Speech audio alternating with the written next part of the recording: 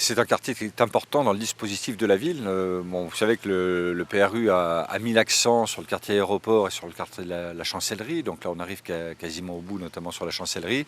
Et donc, cette dernière grosse étape, en fait, concerne ce quartier des Gibjons qui nécessite une restructuration complète. Faut rappeler quand même que le quartier de Merlatte, dans les années 70, c'était le quartier où on voulait venir habiter. Il va y avoir des modifications, bien évidemment, aussi dans les flux de trafic du quartier. Par exemple, la rue Paul Verlaine aujourd'hui est à double sens.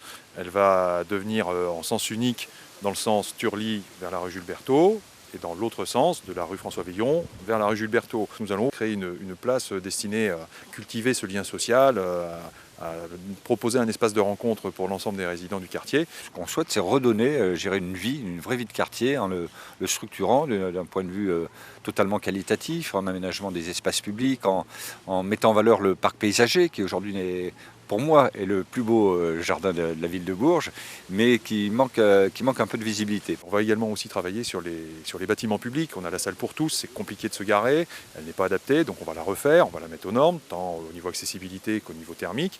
Et puis on va prolonger la rue qui passe devant cette salle de telle sorte à ce qu'on puisse avoir plus d'offres de parking.